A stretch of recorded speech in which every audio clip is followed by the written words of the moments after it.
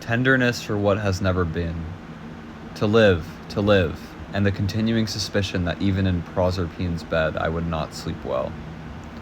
I reread in one of those dreamless somnolences in which we discuss intelligently without intelligence a few of the pages which make up, altogether, my book of erratic impressions. And there comes wafting up from them, like the smell of something very familiar, an arid impression of monotony. I feel, even when saying I am always different, that I have endlessly repeated the same thing, that I am more like myself than I should like to admit. At the end of the road, I have neither the exaltation of winning nor the emotion of losing. I am a non-entry in my own balance sheet, a lack of spontaneous equilibrium which both amazes and enfeebles me. All that I have written is grayish. It might well be said that my entire life, including the cerebral one, has been nothing but a day of languid rain, composed out of non-events and penumbras, empty privileges and forgotten raison d'être. I sadden myself wrapped in scraps of silk. I ignore myself in light and boredom. My humble effort to say at least who I am, to register like a nervous machine the most insignificant impressions of my subjective and hypersensitive life, all that has suddenly been spilt like an overturned bucket of water, wetting the soil like all water. I have created myself out of false colors, and the result is a cardboard empire. This heart into whose hands I had given the major events of living prose seems to me today, described in these distant pages which I reread with another soul, to be an ancient pump in a provincial garden, set up by instinct and used by necessity. I have been shipwrecked without even a storm in a sea which I could stand.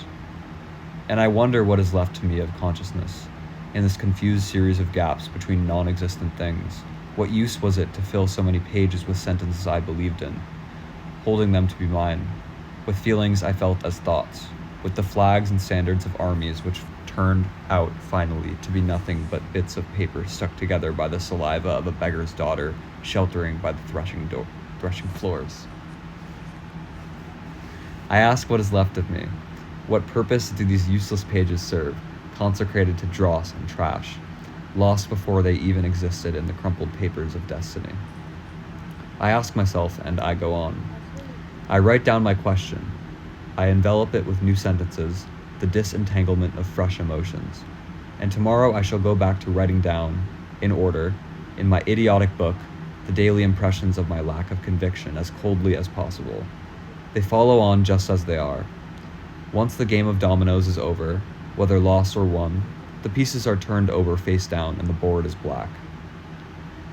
When one lives constantly in the abstract, whether the abstraction of thought or that of the thought sensation, it soon happens that, contrary to one's very thoughts and desires, we turn into phantoms up to and including things of real life which, according to our nature, should be the most sensitive for us. Whatever friendship I may feel towards someone, and however genuine it may be, to learn that friend is sick or dead only produces in me a vague, blurred, semi-erased impression which shames me.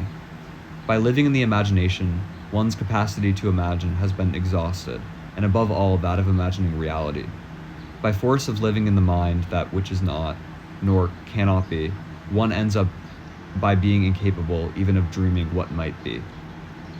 Today, I was told that one of my old friends had just gone into a hospital to be operated on.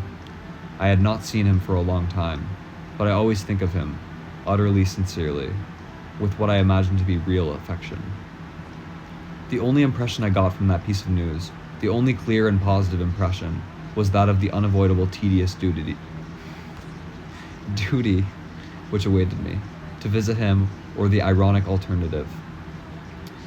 If I had not the courage to go and see him, the remorse I would feel over it. Nothing else, by living with shadows, I have turned myself into one, in what I think, feel, and am. The throbbing guilt of the normal human I have never been inundates the very substance of my being. But it is merely that, and only that, which I feel. I do not really feel pain for my friend upon whom they are about to operate. I do not really feel pain for all the people who are about to be operated on, all those who suffer and struggle in this world. I only feel the pain of being someone incapable of feeling it.